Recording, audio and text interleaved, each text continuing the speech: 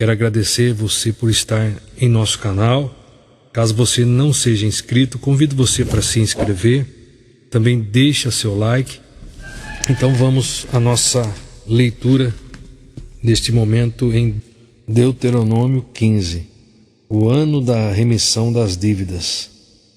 No final de cada 7 anos, as dívidas deverão ser canceladas. Observemos aqui, eu estou com uma Bíblia King James atualizada, é uma Bíblia de estudo. Estaremos lendo aqui o comentário no rodapé. Veja só. O caráter prioritário e objetivo dos livros de Êxodo e Levítico era proporcionar ensino e doutrina para um povo nômade, enquanto as prescrições do livro de Deuteronômio se destinam claramente para um povo prestes a se estabelecer em uma nova terra, com todas as chances de, crendo e obedecendo a Yahvé, o Senhor, formar uma sociedade pacífica, saudável e próspera, que sabe amar e servir a Deus. Moisés dá ordens sobre o ano da libertação. Versículos 1 a 11, que vamos ler. Sobre a servidão dos israelenses, versículo 12 ao 18. E quanto ao sacrifício dos animais primogênitos, nos próximos aí, versículos 19 ao 23. É interessante observar que Jesus Cristo faz menção de que na terra sempre haverá pobres. Mateus 26, 11. Está escrito: pois quanto aos pobres, sempre os tendes convosco. Jesus falando: mas a mim nem sempre me tereis. Jesus está falando aqui, falou aqui que sempre existirá pobres. Voltando em Deuteronômio,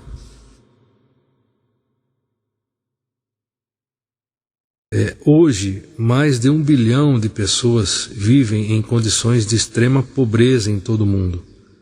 Essa tragédia não precisaria acontecer se a humanidade não fosse tão incrédula, a humanidade não fosse tão avarenta e arrogante. Em última análise, é o pecado agindo em todos os seres humanos, Gênesis 3, que faz deste planeta um lugar cada vez mais difícil para sustentar a vida como Deus a criou.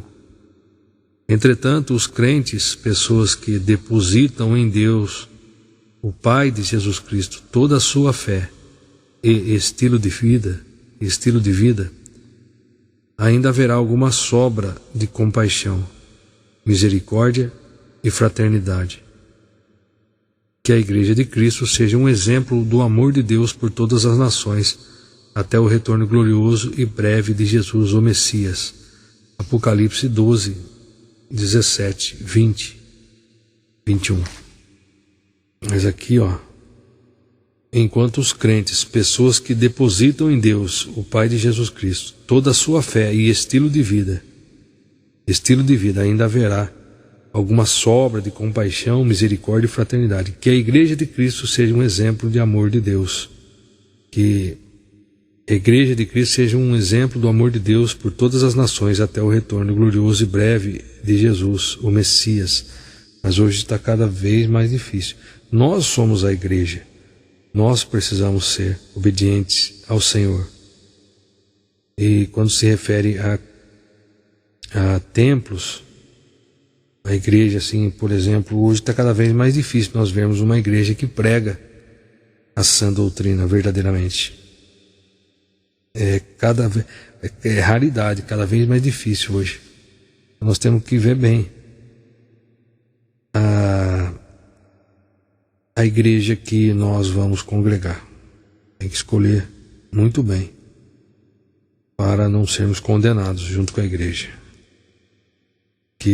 Porque a maioria das igrejas hoje, a grande maioria, prega um outro evangelho. Por exemplo, um evangelho de campanhas, o evangelho que ensina que devemos prosperar, comer o melhor dessa terra, um evangelho que ensina outras coisas que fazem com que o ser humano queira, por exemplo, ganhar dinheiro. Então, o evangelho de Jesus é o que está escrito aqui na palavra de Deus. Então, quando nós lemos a palavra de Deus, nós vemos que, por exemplo, Jesus nunca fez campanha. Ele não ensinou a fazer campanha. Jesus nunca pediu dinheiro. Entendeu? E nós somos imitadores de Cristo. Então, eu sempre estou falando que hoje é raro encontrar uma igreja verdadeiramente cristã. Mas nós necessitamos encontrar uma igreja verdadeiramente cristã, uma igreja bíblica, cristã, bíblica. Uma igreja bíblica, melhor dizendo. Nós precisamos encontrar. E cada vez está mais raro. Essa que é a realidade. Pastores pregando só prosperidade, pastores que concordam com adultério, pastores que concordam com o recasamento, pastores que concordam com a homossexualidade, pastores que concordam com o aborto, com a desonestidade, e com diversos erros que Jesus não nos ensina a fazer. E nós ficamos com o que Jesus manda. A igreja de Jesus obedece o que Jesus manda. Então essa é a igreja bíblica que nós devemos fazer parte. Voltando então, continuando aqui em Deuteronômio, versículo 2. Eis como devereis proceder. Todo credor cancelará o empréstimo que fez ao seu próximo. Nenhum israelita exigirá pagamento de seu próximo, nem de seu parente. Portanto, terá sido proclamada a remissão em honra de Yahvé. Terá sido proclamada a remissão em honra de Yahvé. Versículo 3. Poderás exigir pagamento do estrangeiro, mas deixarás quite o que havias emprestado ao teu irmão.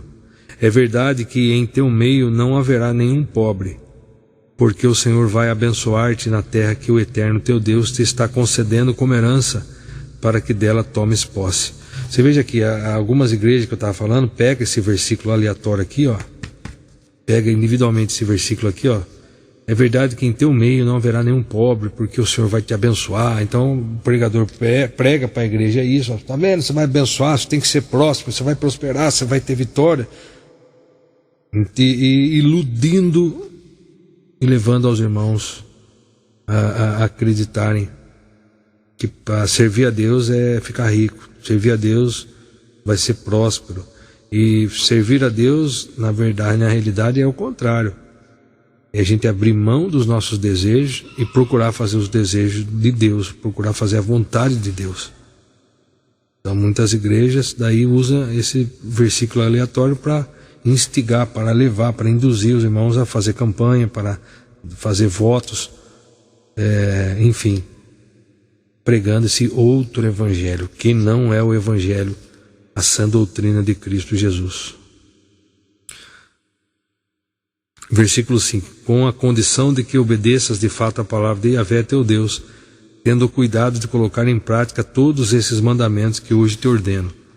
Versículo 6. Quando o Senhor, o teu Deus, te houver abençoado conforme prometeu, tu emprestarás a muitas nações, mas nada pedirás emprestado. Dominarás muitas nações, mas jamais será dominado. Então aqui é um fato histórico que aconteceu, histórico. Nós não devemos trazer esse fato histórico, por exemplo, o fato histórico, vou dar um exemplo que aconteceu com Davi, o Gideão. Aconteceu com ele lá, aconteceu com Moisés, vai acontecer comigo. Não aconteceu lá, cumpriu lá. Nós vivemos o Novo Testamento, o que cumpriu lá. Então o Velho Testamento nós devemos lê-lo, como eu estou lendo aqui, para termos conhecimento desse fato histórico, né? E apenas devemos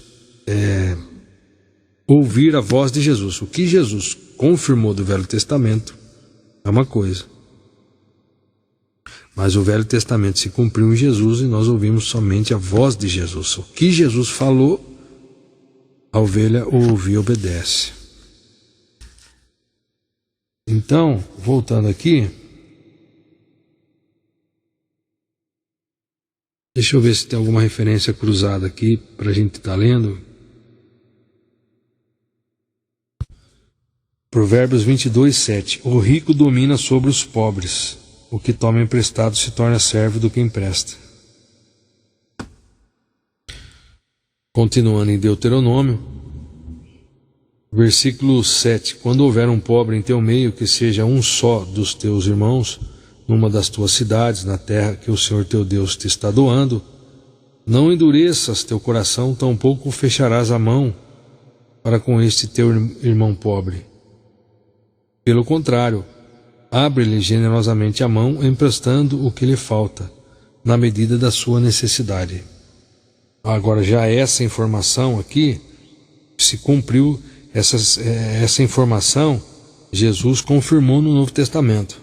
Aí nós obedecemos, versículo 42 de Mateus 5. Dá a quem te pedir, e não te desvies de quem deseja que lhe emprestes algo. Aqui então Jesus falou. Aí nós obedecemos. Veja só, no Antigo Testamento, juramentos em nome do Senhor eram obrigatórios em determinadas ocasiões. 2 pontos. Quando a palavra necessitava de um fiador idôneo ou mesmo diante de um voto. A quebra da palavra empenhada era um ato sujeito às penas da lei.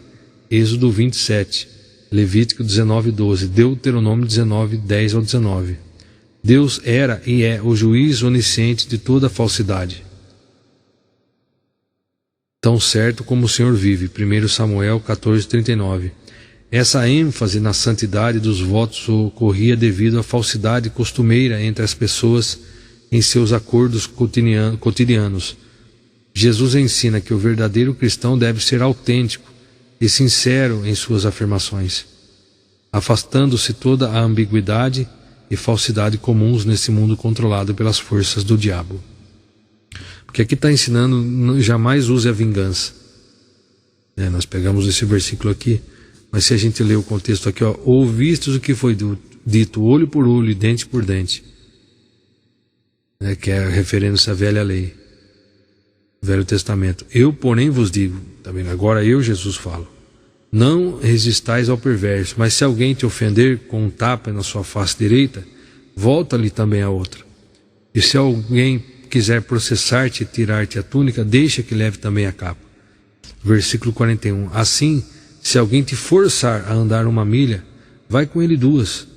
Agora o 42. Dá a quem te pedir, e não te desvie de quem deseja que lhe emprestes algo. Vejamos aqui em Hebreus 12, 8. Jesus Cristo é o mesmo ontem, hoje e eternamente. Agora tem pessoas que pegam esse versículo e também confundem. Deus aí fala, Deus é o mesmo ontem, hoje e eternamente. Então o que aconteceu no passado lá com Moisés vai acontecer comigo também. Eu vou determinar isso. O que aconteceu com Davi, como Deus é o mesmo ontem, hoje e eternamente, eu vou receber a mesma coisa. Abraão foi próspero, você também. Então o que aconteceu com ali os homens do Velho Testamento, aconteceu com eles. Entendeu? Hoje nós vivemos o Novo Testamento. Agora, lendo aqui o versículo de Hebreus 13, 8, Jesus é o mesmo ontem, hoje e eternamente. Está nos ensinando sobre a vida dos discípulos de Cristo.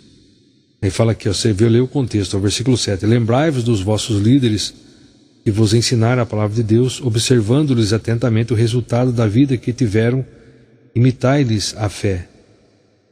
Jesus Cristo é o mesmo ontem, hoje e eternamente. Não vos deixes influenciar pelas várias doutrinas heréticas, porque o mais importante é fortalecer o coração pela graça e não por alimentos cerimoniais aos quais não podem produzir benefício real para aqueles que neles confiam. Aí veja aqui o comentário, o autor de Hebreus exorta seus leitores O autor de Hebreus exorta seus leitores a seguirem o discipulado ministrado e legado pelos homens de Deus que lhes pregaram o Evangelho, mesmo considerando que tais pessoas já haviam passado, morrido. Então, os ensinamentos, seguir os ensinamentos ministrados pelos homens, os verdadeiros homens de Deus que lhe pregaram o Evangelho, está falando. Contudo, Jesus Cristo, Deus e ser humano, não está sujeito a mudanças causadas pela passagem do tempo, e sempre será a verdade. Jesus sempre será a verdade.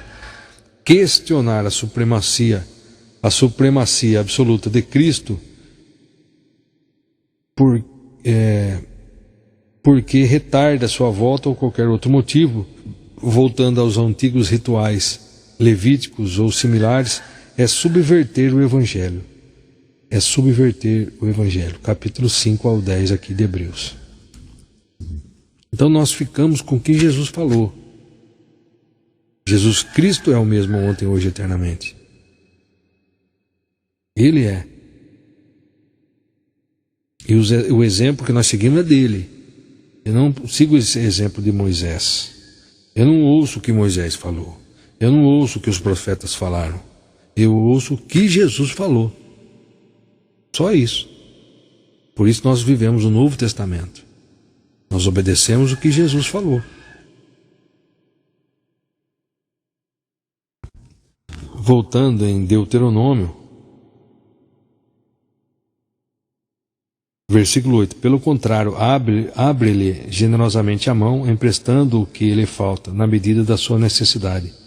Versículo 9. Fica atento a ti mesmo, para que não surja em seu íntimo um pensamento avarento e pagão. O 7º ano, o ano do cancelamento das dívidas, está se aproximando, e não quero ajudar o meu irmão necessitado. Cuidado, ele poderá apelar ao Senhor contra a tua pessoa e serás culpado desse pecado. Vamos abrir Lucas 6, onde Jesus nos ensina a amar aos inimigos. Veja só, versículo 33. Se fizerdes o bem aos que vos fazem o bem, qual é o vosso mérito? Até os infiéis agem deste mesmo modo. Agora, versículo 34. E ainda, se emprestais àqueles de quem esperais receber de volta, qual é a vossa recompensa? Também os incrédulos emprestam aos incrédulos, a fim do quê? A fim de receberem seu retorno desejado. Veja só aqui, no comentário aqui, mais uma vez é importante observar o espírito de ensino. Mais uma vez, é importante observar o, entre aspas, espírito do ensino de Jesus e não querer ser mais real do que o Rei Jesus. Literalizando, mais do que o Rei com letra maiúscula, literalizando as figuras de linguagem do Mestre. Se os cristãos tivessem que agir com total literalidade neste caso, haveria uma classe de, entre aspas, santos indigentes, perambulando pelas cidades do mundo inteiro, e outra classe de, entre aspas, incrédulos e prósperos ladrões. O que Jesus está enfatizando é que seu discípulo, por amor, jamais deve perder o sentimento de colaboração, ajuda ao próximo, ajuda e graça. O cristão deve estar sempre pronto a dar e a contribuir com todas as suas posses, se for necessário. Entretanto, não é um ato meramente automático e sem reflexão. Esse não é um ato automático, meramente automático ou sem refletir, sem reflexão. Pois em muitos casos, dar não seria, o dar aqui não seria a melhor forma de amar. O verdadeiro amor Aquele que se preocupa com a real felicidade da outra pessoa deve ser o juiz que decidirá se devemos dar ou reter. Se devemos dar ou reter cada uma das situações da vida, e não a estima que temos por nossos bens. O verbo, entre aspas, dar, no grego original, está num tempo contínuo. Está no tempo contínuo. O que reforça a ideia de que esse não é um ato ou impulso de generosidade ocasional, mas sim uma atitude habitual, um estilo de vida. Um estilo de vida. Jesus resume com sua regra de ouro, 2 pontos. Faça aos outros o que gostaria que as pessoas lhe fizessem. Esse é um princípio judaico. Jesus resume sua regra de ouro, com sua regra de ouro. Faça aos outros o que gostaria que as pessoas lhe fizessem. Esse é um princípio judaico ensinado desde muito antes do nascimento de Cristo. Entretanto, veja só, sempre fora pregado pelos sábios em sua forma negativa. Veja só, sempre foi pregado de uma forma negativa. O que é odioso a ti, não faz ao teu próximo. Isto é a Torá inteira. O restante é comentário disto. Abre parênteses. Hillel em Sabat 31a, fecha parênteses. Jesus foi o primeiro a dar um sentido totalmente positivo a este ensino áureo. Um sentido positivo a este ensino áureo. Não basta ao discípulo evitar atos que não gostaria que alguém praticasse contra ele. Os cristãos devem ser proativos na prática do bem. Jesus ilustra sua exortação para que os cristãos sejam mais humanos, refletissem a imago Dei, imagem de Deus, e refletissem mais a imagem de Deus, imago Dei, do que os pagãos, pois até mesmo pessoas que não professam qualquer religiosidade ou fé em Deus, praticam certas virtudes, amam aos que as amam, retribuem o bem que lhes é feito e emprestam, especialmente se podem ter certeza de recebê-los de volta. O verbo original usado neste trecho indica um emprestar sob juros. Se os cristãos assim procederem, não estão fazendo mais do que o mundo faz. Emprestar sob juros, emprestar tendo a certeza que vai receber, isso nada mais é uma atitude normal do mundo.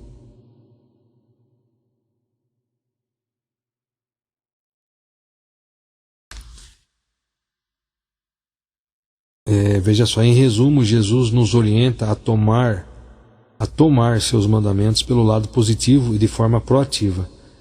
Abre aspas, amai aos vossos inimigos, fazei o bem e emprestai. Como cristãos, sempre devemos nos antecipar na prática e defesa do bem. O verbo grego original aqui, transliterado por aupeupizo, é usado no sentido de, entre aspas, não desesperar-se, e não com o significado de sem esperar nenhuma paga, como aparece em várias versões bíblicas. Os cristãos devem emprestar de forma justa como um ato de servir, tendo em vista uma recompensa, ainda que seja um galardão no céu. Veja só, o Senhor nos conclama a nunca servir, tendo em vista uma recompensa. A nunca servir, tendo em vista uma recompensa, ainda que seja um galardão no céu. Pois se assim agirmos, estaremos simplesmente trocando o egoísmo e a vaidade material pelo egoísmo e a vaidade espiritual. Deus é benigno e misericordioso até para com os ímpios, pois lhes proporciona suas boas dádivas, tais como o sol, a chuva, o solo fértil e a boa colheita, na expectativa de que essas almas um dia percebam seu amor e salvação. O sonho de Deus é que todos os seus filhos fossem como Jesus. O sonho de Deus é que todos os seus filhos fossem como Jesus é em relação ao seu Pai. Jesus foi obediente até a morte. A perfeição de Deus deve ser nosso grande exemplo de vida. Quem é a perfeição de Deus? Jesus, o nosso grande exemplo. Nosso grande, maior e eterno exemplo de obediência ao Pai. Continuando, Deuteronômio, versículo 10. Quando lhe deres algo, não des com má vontade, pois em resposta a este gesto, Yahvé teu Deus te abençoará em todo o teu trabalho, em todo o empreendimento da tua mão. Versículo 11. Nunca deixará de haver pobres na terra. É por esse motivo que te ordeno, abre a mão em favor do teu irmão, tanto para o pobre como para o necessitado de sua terra.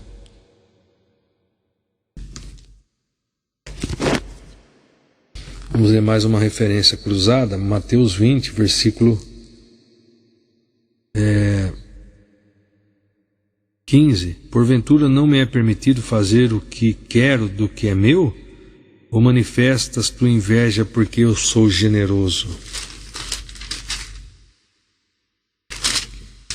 É parábola dos pagamentos. Versículo 16. Portanto, os últimos serão primeiros, e os primeiros serão últimos, pois muitos serão chamados, mas poucos escolhidos. Você veja aqui no comentário, a parte final deste versículo, que é o 15. Porventura não me é permitido fazer o que quero do que é meu, ou manifestas tua inveja porque eu sou generoso? A parte final deste versículo no original grego é: ou o olho teu mau é porque eu bom sou, ou o teu mal, ou o olho teu mal é porque eu sou bom. Essa expressão está relacionada ao suposto poder de amaldiçoar que existe nos olhos de uma pessoa que inveja, abre parênteses, não apenas do invejoso compulsivo, fecha parênteses. Desde o Antigo Testamento, 1 Samuel 18, 6 ao 16, havia uma associação entre o olhar perverso e a inveja, abre parênteses, daí a expressão popular mal olhado, fecha parênteses. Essa é uma parábola, está repleta de ensino e sabedoria.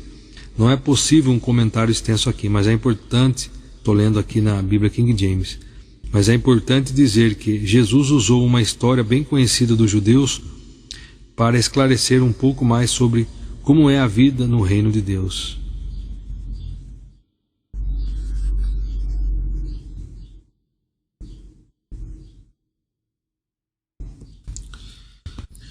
Veja só no comentário. O ser humano não pode fazer nada para salvar-se, a não ser aceitar humildemente a vontade do Senhor e andar segundo a palavra. Entretanto, a graça de Deus pode transformar qualquer fariseu em um dos primeiros, abre parênteses, novamente, fecha parênteses, como aconteceu com Saulo de Tarso, nosso irmão Paulo, Atos 9, 1 ao 31. A frase, pois muitos serão chamados, mas poucos escolhidos, não consta de alguns manuscritos gregos, embora faça referência às palavras de Jesus em 19, 23 ao 26, e refere-se à parte de todas as revisões da King James desde 1611 até hoje. Deixa eu ler aqui, agora nós vamos ler todo o comentário aqui. Eu vou ler o versículo novamente, Mateus 20, 16, e vou ler todo o comentário. Portanto, os últimos serão primeiros, e os primeiros serão últimos. Pois muitos serão chamados, mas poucos escolhidos. Esta parábola está repleta de ensino e sabedoria. Tá? Não é possível um comentário extenso aqui, mas é importante dizer que Jesus usou uma história bem conhecida dos judeus para esclarecer um pouco mais sobre como é a vida no reino de Deus. Desde o Antigo Testamento, muitos mestres e rabinos usavam parábolas para comunicar seus ensinos. Acontece que essa história, em várias versões, era contada para realçar a doutrina das recompensas divinas e seguia a mesma linha moral da conhecida fábula de La Fontaine, entre aspas, a cigarra e a formiga. A história rabínica, em síntese, era assim: um rei recrutou muitos trabalhadores, mas um deles trabalhou muitos dias para o reino. No dia do pagamento, o rei pagou pouco aos que tinham trabalhado pouco, e recompensou regiamente ao que fora fiel ao tempo todo. Ou seja, muito trabalho, muita recompensa. Nenhum trabalho, punição ou nenhuma recompensa. Ou seja, muito trabalho, muita recompensa. Nenhum trabalho, punição ou nenhuma recompensa. Jesus, porém, dá um desfecho novo, inusitado e ameaçador ao recontar essa parábola tradicional. Jesus declarou que Deus dá recompensas aos seus filhos. Deus dá recompensas aos seus filhos. Mateus 5, 12, 46. Mateus 6, 1. Mateus 5, 16. Mateus 10, 41. Mas da mesma maneira inequívoca, ensinou que todos os que servem a Deus, com a principal intenção de, com isso, merecer bênçãos e favores, perderão a verdadeira felicidade aqui e na eternidade. Quem realiza boas obras contando com as recompensas, vai se aborrecer com a misericórdia e a bondade de Deus. Veja só. Jesus declarou que Deus nos dá recompensas. Deus dá recompensas a seus filhos, mas, da mesma maneira inequívoca, Jesus ensinou que todos os que servem a Deus com a principal intenção de, com isso, merecer, entre aspas, merecer bênçãos e favores, perderão a verdadeira felicidade aqui e na eternidade. Quem realiza boas obras contando com as recompensas, vai se aborrecer com a misericórdia e a bondade de Deus. É por isso que os judeus, especialmente os que mais se esforçavam, abre parênteses, escribas e fariseus, começaram a odiar a Jesus. Eles tinham um lema na época, 2 pontos. A Torá, entre parênteses, a lei, foi dada a Israel para mostrar como adquirir méritos. E é até compreensível que eles se irritassem com o novo ensino e com a generosidade de Deus, e que muitos deles, como na parábola de, entre aspas, primeiros, se tornam, entre aspas, últimos, ou como o irmão mais velho, que na história do, entre aspas, filho pródigo, irou-se e excluiu-se da alegria de reaver o irmão perdido. Lucas 15, 11, 32. Jesus ensina também, através dessa parábola, que os judeus, os primeiros a receber a gloriosa chamada divina, os primeiros a receber a gloriosa chamada divina, não serão os primeiros a receber o galardão final. Não serão primeiros a receber o galardão final, recompensa, prêmio. Presta atenção, pois a salvação não vem da herança racial, nem do legalismo religioso, mas da generosidade e graças divinas. Generosidade e graça divinas. Assim também a salvação é a maior gratificação que um ser humano pode receber em toda a sua vida e vale por toda a eternidade. E absolutamente tudo depende e vale por toda a eternidade. Portanto, não existem salvos de segunda classe. Uma vez salvo de primeira classe para sempre, se continuarmos obedientes até o fim. Deus é soberano e absolutamente tudo depende dele. O ser humano não pode fazer nada para salvar-se. a não ser aceitar humildemente a vontade do Senhor e andar segundo a palavra, de Deus. Entretanto, a graça de Deus pode transformar qualquer fariseu em um dos primeiros, entre parênteses novamente, como aconteceu com Saulo de Tarso, nosso irmão Paulo, Atos 9, 1 ao 31. A frase, pois muitos serão chamados, mas poucos escolhidos, não consta de alguns manuscritos gregos, embora faça referência às palavras de Jesus em Mateus 19, 23 ao 26, e refira-se à parte de todas as revisões da King James desde 1611 até hoje. Continuando em Deuteronômio, versículo 10. Quando lhes deres algo, não des como à vontade, pois em resposta a este gesto, Yahvé teu Deus te abençoará em todo o teu trabalho, em todo o empreendimento da tua mão.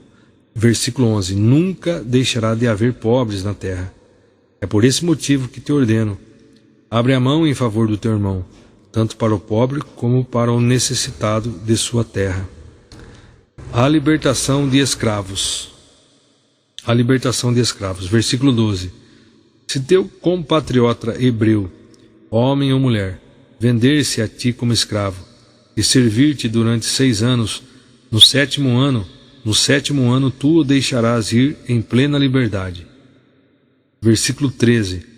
Contudo, quando deres a ele a liberdade, não o despeças de mãos vazias. Versículo 14. Dá-lhe com generosidade dos animais do teu rebanho e do produto da tua eira e do teu tanque de prensar uvas. Dá-lhe conforme a bênção que Yahvé, o teu Deus, tem concedido a ti mesmo. Versículo 15. Recorda que foste escravo na terra do Egito, e que o Senhor teu Deus te redimiu. É por isso que eu te dou hoje esta ordem. Versículo 16. Entretanto, se teu escravo te solicita, não quero deixar-te, se ele te ama, a ti e a tua casa, e estás bem contigo. Versículo 17. Tomarás então uma sovela, um furador, e lhe furarás a orelha contra a porta, e ele ficará sendo teu servo para o resto da vida. Faça o mesmo em relação à tua escrava. Versículo 18. Não te sintas prejudicado ao libertar o teu escravo, pois o serviço que ele prestou a ti nestes 6 anos custou a metade do serviço de um trabalhador contratado. Além disso, Yahvé teu Deus te abençoará copiosamente em tudo o que realizares. Primeiras crias, os primogênitos.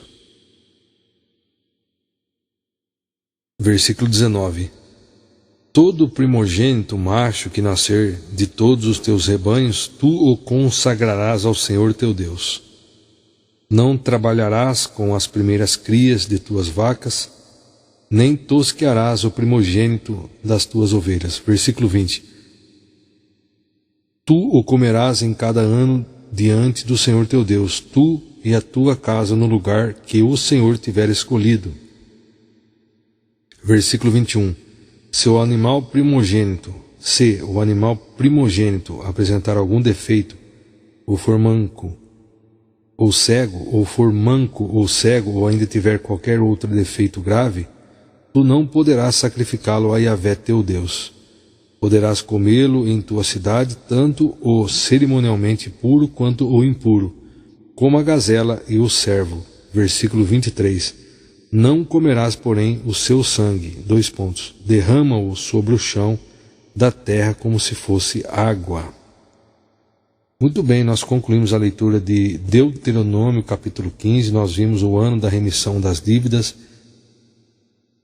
nós lemos várias referências cruzadas, nós vimos a libertação de escravos, as primeiras crias, os primogênitos. Permitindo Deus, subsequentemente estaremos lendo Deuteronômio capítulo 16, que nos fala sobre a celebração da Páscoa,